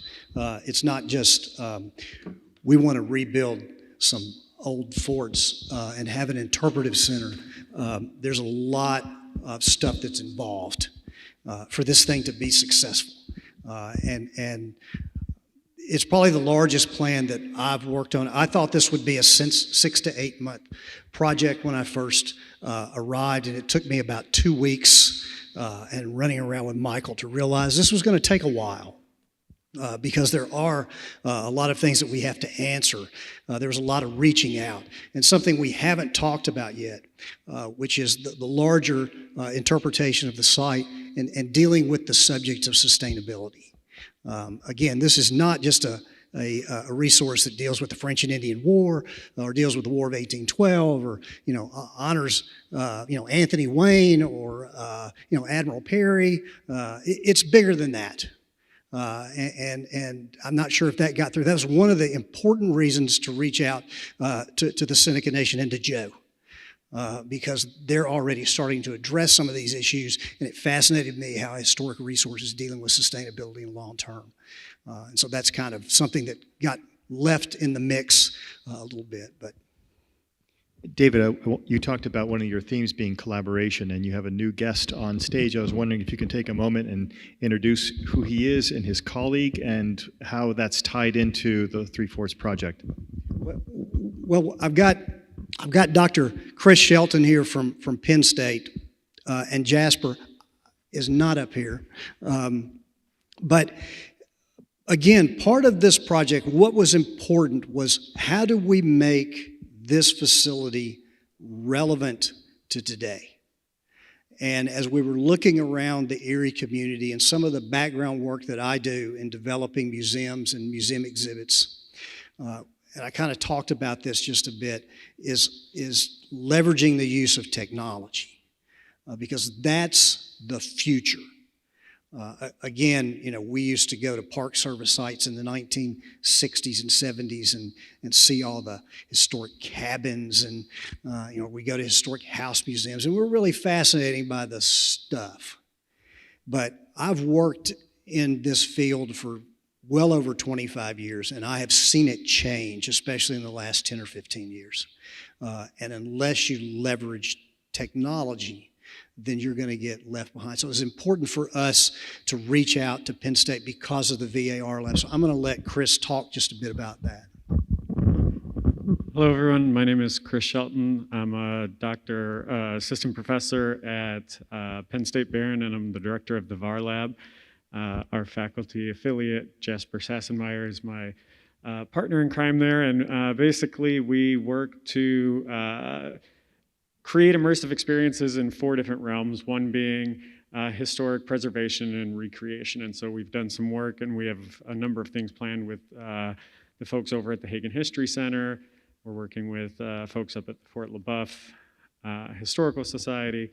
And so when we heard about the Three Forts, we got really excited, given our work with up in Waterford. And the idea really is just to not just recreate these historic sites in immersive experiences, but to provide immersive experiences for everybody in the community, because the technology goes beyond just providing for the actual one-off experience. Being able to just utilize that technology can be transformative in and of itself. So making sure that this kind of technology is equitably distributed across our region is really important. We talk about COVID and the hit that we've all taken, and talk about rebuilding stronger.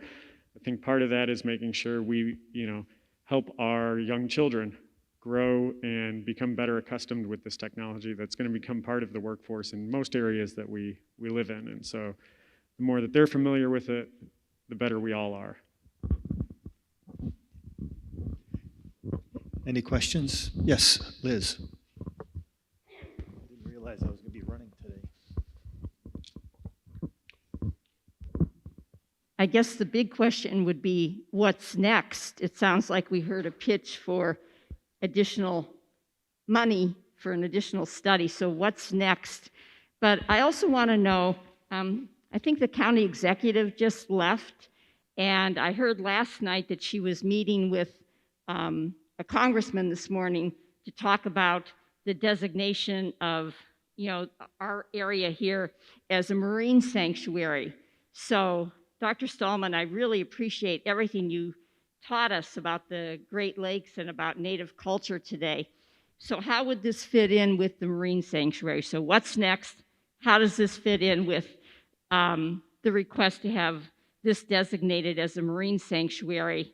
And my third point would be just to let people know that the Erie County Library is doing a big read this year, and the book is An American Sunrise, and I just got my copy the other day. So I think the time is ripe for people in Erie to be learning about Native history. So that's not really a question. So what's next? And then marine sanctuary. Well, the next step, some of these projects start with a feasibility study. They don't start with a master plan. But it was extremely important to kind of define exactly what the resource was going to be in terms of economic feasibility.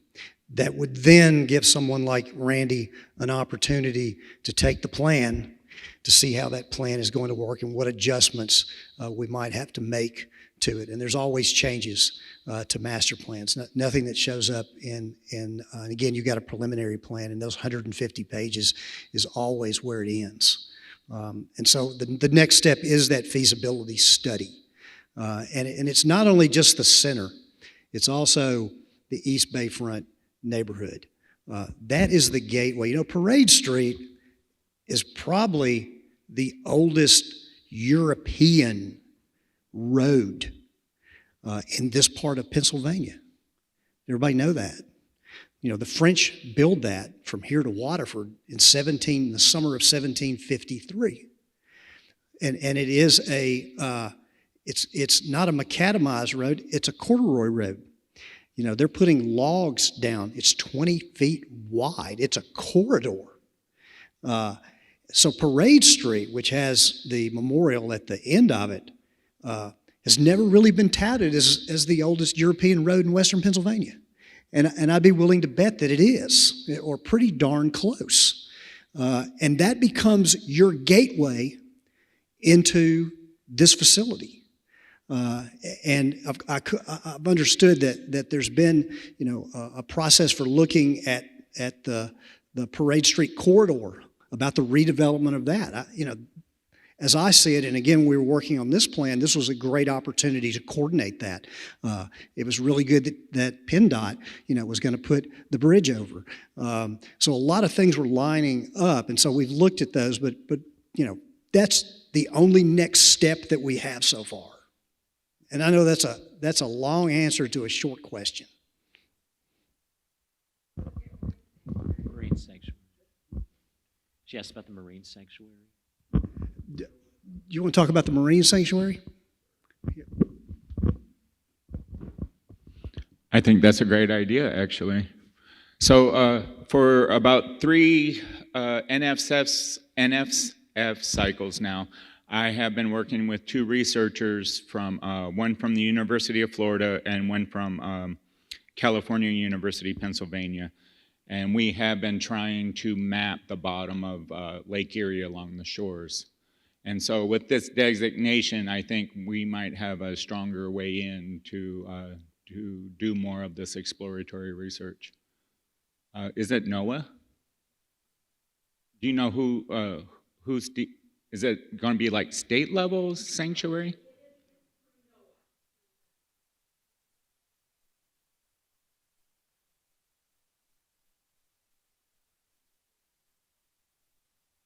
Yes, please, because I have been speaking with NOAA on, because they are trying to turn Lake Ontario also into a sanctuary area.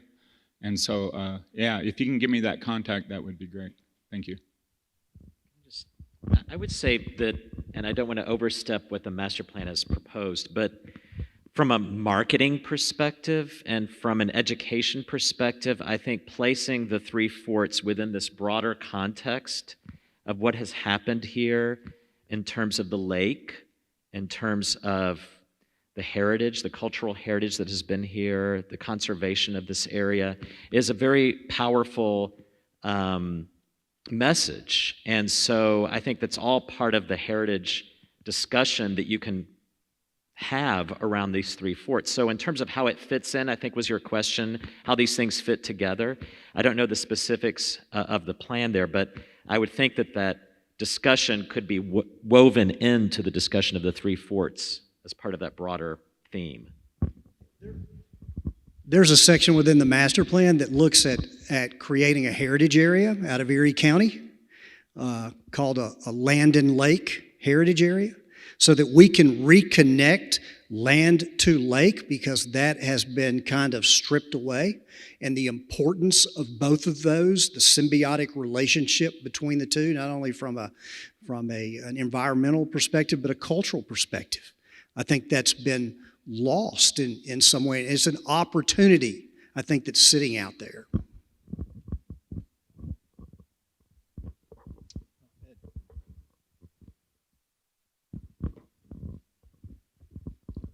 Are you looking, and have you talked to the people in that neighborhood about displacement? Are you going to be taking any homes? Actually, no, it doesn't take any homes at all. Okay. I mean, that's probably part of a next step, especially with the feasibility study, is to move within the neighborhood. We were really limited in some ways by COVID.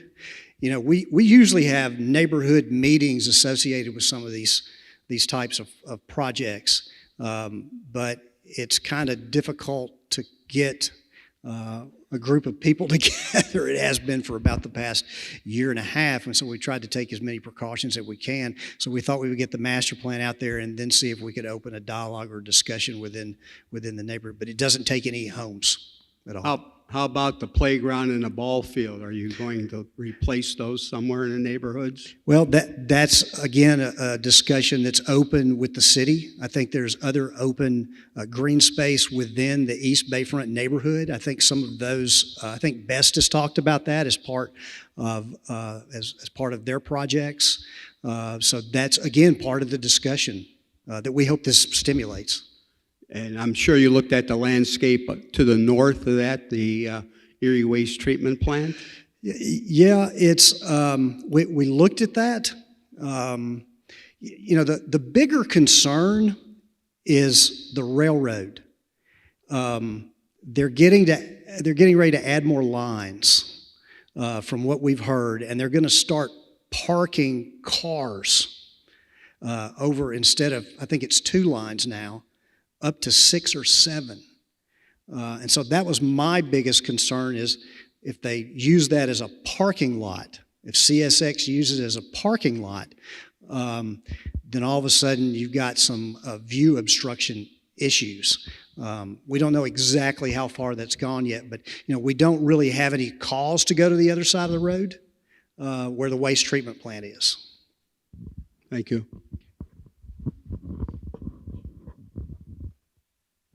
Yeah, so my question is, I think, for Randy. You know, I'm interested in the tourism part of this, and I think if you're going to build something like this, I think making sure that kids who would be some of the visitors when they come, the virtual reality is very important, because I think if they just come and, you know, see the same museum that I would have seen when I was 6 or 8, they won't show up, because their lives are, you know, filled with incredible technology, and they want to be impressed so they can tell a friend that it's worth coming to. So virtual reality, I think, is very important to this whole thing. But Randy, you see what they're trying to do. You do these feasibility studies all the time. We do feasibility studies on all our projects. And one of the most important parts of the feasibility study is one number, and that is what you believe the number of people will visit a year is. And so you've seen the project. You haven't done much work into it, but putting you on the spot a little bit, a range where these projects have been done other places, how many people will visit annually, knowing our climate as well? Well, as I said, I have done zero work on the project. I'm not under anyone's invoicing list, so I'm here as a guest, and I haven't looked at it in detail. So it would be. Yeah. Sir, I'm in Salamanca at the Seneca Iroquois National Museum. We've been looking at these numbers for several years because we're looking all the way from New York City, all the way to Cleveland, all the way down beyond Pittsburgh.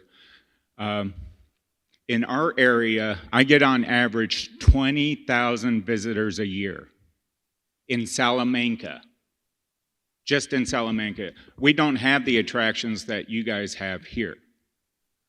But, you know, at our facility, we rely on summer tourism, which is just going up and up. But throughout the year, we also work with universities and public schools. And so we keep that education going inside the building. And that, when David and I have been talking, these are the types of things that I've been thinking in my own mind. How do we incorporate STEM programs? How do we incorporate school districts? Because that will just keep people coming through the door. And based on what I've read and seen from David's work, I don't see it as being a static center. It's going to keep changing and upgrading. And so those visitors are going to be repeat visitors.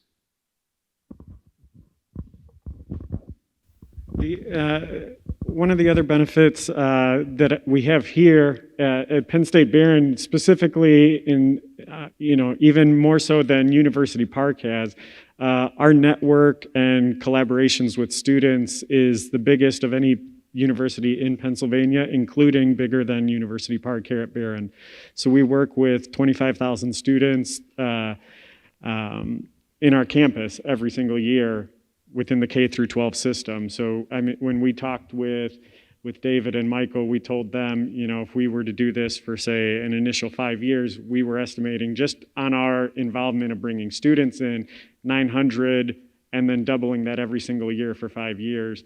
So little under 5,000 by the end of 5 years, which is very lowball number, but it was a number we felt very comfortable with just based on the number that we work with overall through our college. I will say that you're going to need a lot more than these numbers to make this work. I know that from experience, a lot more. Like you said, because you have a larger array of activities here, it could bring more. I don't know. We haven't tested that. It depends also, you could have 20,000 visitors, but if half of them or 3/4 of them are students in elementary school, they don't really spend money. They don't really, they're coming here with the school groups. And certainly you get the education benefit. But if they're local students, it depends on where people are coming from, if they're overnight visitors. So it's a very challenging question. When I say optimize rather than maximize, that's an important distinction. You could have 1 million visitors, but if they're all local, they don't spend money on lodging, there's no spin-off in the local economy, or their school children, you're not benefiting from that. But you could have 20,000 that are all heritage visitors who are all coming from somewhere else. Again, you still need more than 20,000. But if you had a number who are all affluent visitors who are spending the night here and doing other things here, that's a big difference. So it's not about the number. It's about who the visitors are, where they're coming from, how much they're spending, what are they doing. Now, I will say that the concept of incorporating, which I wasn't aware of until just in the last few weeks when I saw the plan, but incorporating the virtual reality piece could be very exciting, because then the experience for the families, with the kids or even the adults, is one that really takes you through a whole spectrum of concepts. So especially if the virtual reality is used on site. So you can see in the laboratory somehow some experiential element there, along with how it's used on the site, or even something where someone can participate in creating something. Wow, that's powerful. And that brings history to life, and it also brings the technology element in that brings a whole new group of people here. So that's very exciting. Nick, that's a great question. That's the question I get asked more than any other question every time I produce a master plan. How many people are going to show up? Randy has dealt with that question a lot too, and Joe as a museum director as well. Is there any, without doing a study, is there any direct way to put a number to something? We do know this. 4 million people a year go to Presque State Park. What is the percentage of those people that come downtown, that come to the bayfront, to the hotel, to any of the other bayfront amenities? What is the potential for this as an attraction, as a major attraction? This is not a small attraction. This is not Ligonier. This is not Necessity. And I'm using those because those are historic resources that a lot of people identify. This is something that's a different animal. And it's the direction that these types of sites are going. We don't know any of these new types of sites exactly what the visitation is going to be, other than we're drawing from a different demographic than the demographic that we were part of growing up. And so the technology arm, which was, you've got a tremendous resource in Penn State with the VAR lab. It took me about all of 30 seconds with Michael Furman saying, I want to meet these guys, because I think there is that potential, aside from students, to continually reinventing this facility, this interpretive center. You're not going to necessarily see the same thing year after year after year. Everything now is what we call temporary exhibit. Even though it may say permanent exhibit space. But in the past, a museum, for instance, 20 years ago, 80% of its exhibit space was permanent, and 20% was temporary, rotating exhibits.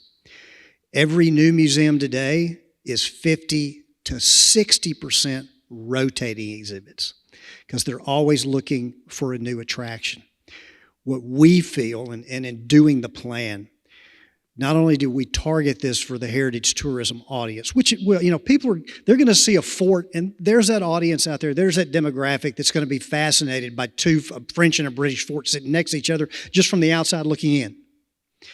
But the one thing we tried to do was come to an understanding of what is the bigger picture, what type of topic, interpretive plan, interpretive theme that can we bring to an audience that we can deliver through technology or other means that is going to want parents to bring their kids there. Why do they want to walk from your hotel across that pedestrian bridge to come and see us? That was my job in putting the plan together. It's not, oh, wow, I'd love to work on two forts. Michael saw and Beth saw another project I did where I rebuilt a fort. They thought, okay, this guy rebuilds forts. Anybody else in the country doing that? Not a lot. Maybe have an exclusive on that. I don't know. But it's bigger than that. And can you tap into, because the whole East End with that pedestrian bridge is going to be remade. It's going to help you on the bayfront. It's going to help that Transmodal Center down there. It all of a sudden puts it back on the map, in my opinion, especially if they build it within the scope of what we're looking at right now with those conceptuals. And so how do we reframe? How do we reactivate the East End? You can't even see the Soldiers and Sailors Home for 75 to 80% of the year because of the vegetation. Just cutting the understory down, all of a sudden, the visual line of sight makes that attractive. And so there's little things associated with that will bring particular demographics. They don't do anything with the cemetery other than people come for cemetery ceremonies. But it's a veteran cemetery where you've got veterans buried all the way back from the Civil War. You got Gettysburg veterans that are over there, and I always say, gosh, would I rather go to a historic site or a museum? I'd rather go to a historic site any day of the week. I want to go where something happened. That's the other part of this, that authenticity that has an audience that's going to be attracted because it's in the place where this thing originally was. It's extremely close, especially Garrison Hill. That has an attract. So you got all of these different elements, these arms and legs in terms of interpretation. But the biggest one to me is creating that gateway corridor that then links the downtown and it links the bayfront with this facility. And so the plan tries to address every one of those. We look at access. How are people going to get in and out? And then what are the potential numbers for that? We don't know because no real studies have been done yet. But again, if you've got 4 million people that are just doing Presque Isle, the 800-pound gorilla in the room is getting some of those people to the bayfront. I'm sure that's what you look at every single day. Randy, I have a question for you. Can you talk about heritage clustering? And what I mean by that is one of the outcomes of Erie's very first comprehensive plan in 1913 was to make the peninsula a national park or a state park, and it did that. In fact, this year it's celebrating its centennial celebration. And as David identified, it draws 4 million people. Now, who those 4 million are, I don't know, if they're half of them are regional or if they're spending money in the downtown area. But it is a significant draw to our economy.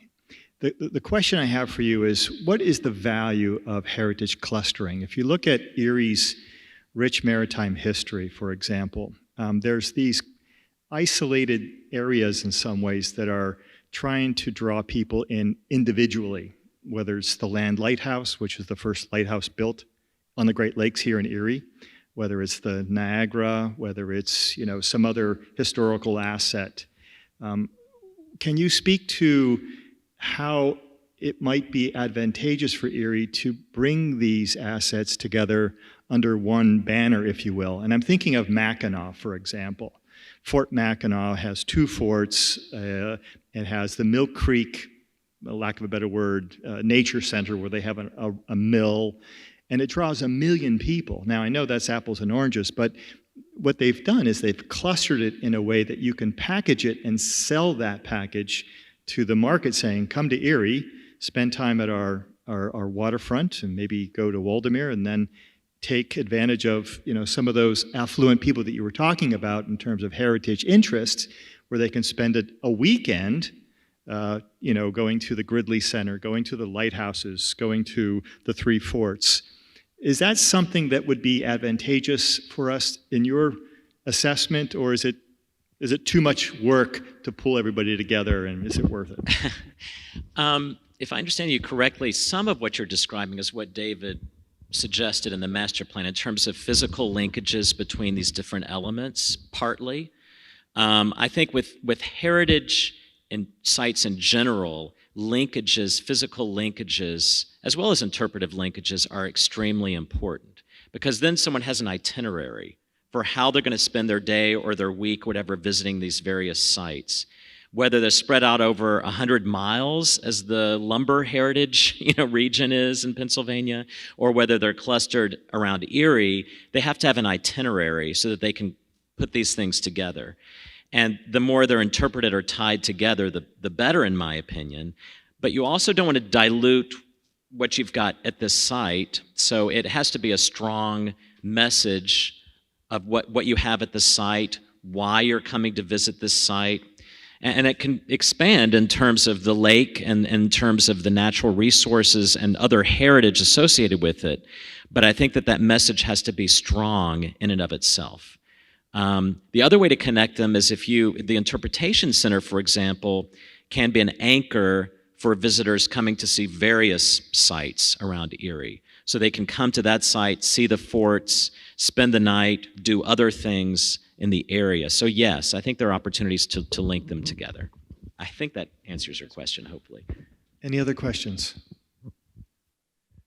Oh, Dr. Lynch. Thank you very much, gentlemen, because I certainly have enjoyed and learned so much from your presentations. My question is this. We have been talking about 3 forts, but truly there are 4 forts. And the one that we have kind of understated is the one at LaBeouf. The LaBeouf or the Waterford fort, which was so instrumental in making the first president of the United States, George Washington. I've heard collaboration, I've heard all sorts of connections, but do you think it's essential to connect another area of Erie County, which would be Waterford, to this particular effort? Well, we actually do that in the master plan, because that's part of the French and British fort system that runs from Erie all the way down to present-day Pittsburgh. And so we recognize Waterford and the ability to collaborate, with Waterford as well. But we're also looking, and that's an extremely important connection. But to me, the distinction of creating a destination in Erie that hasn't been created before using all of those paths, that to me is the ticket that's bigger than just connecting to Waterford or connecting to Venango or connecting, all the way down to Fort Pitt, to Franklin, to any of those sites that are part of that system of forts, the chain, as they would call it. So we've concentrated almost exclusively, as much as we possibly can, on our study area. And what would enrich the visitor experience there. And so we reached out to partners that we thought, again, I'm back to that collaboration part, that we thought had a story that fit within the context of our larger interpretive themes, which is, again, one of the reasons we reached out to Joe at the Seneca Museum, is because that is part of this story that has never necessarily been added in. And that Native American history is something, and I see this a lot. I'm from Tennessee, and so I deal a lot with the Cherokee tremendously, and deal a lot, some with the Creek and some with the Chickasaw. And you have the same problem there that you have in other areas, which is connecting that history, because the history of French Creek and that Native American history associated with that site, that's been overlooked. We in the master plan, we have a list of probably 2 or 3 dozen indigenous sites that have an opportunity to be linked to this site, that have never been exploited, that story's never been told. And the vast majority of European towns and villages and cities now were originally those Native American villages and towns. And they just kind of, it's like the forts, they just laid them over the top of them because Native Americans already understood this was the ideal location for that. So I think the story of Waterford's important. And hey, I searched everything I possibly could, as I naturally would as a historian, to see if I could get George Washington all the way to Erie. And I couldn't. There's no record he ever stepped foot. He may have come to the edge and looked out and saw a big body of water or something. But outside of that, I couldn't get him to Erie. But then again, in examining all of this, most of those sites in western Pennsylvania that have been preserved, that are interpretive areas, are associated with George Washington. It's the old George Washington slept here thing, to the point that they do a really good job from Pittsburgh south and east. They do a really poor job from Erie to Pittsburgh in terms of marketing and connecting their historic resources associated with all that. So.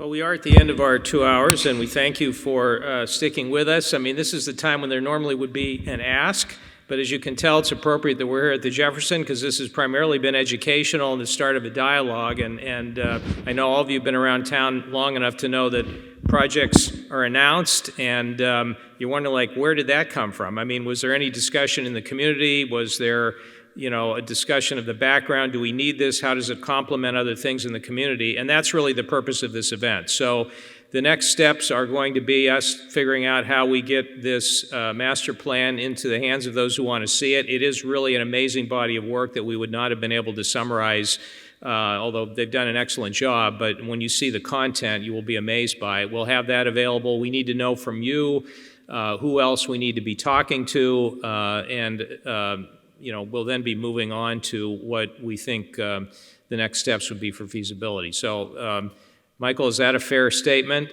Thank you again for being here. We hope this is the beginning of a long discussion and the development of a very exciting project. So thanks to all our participants.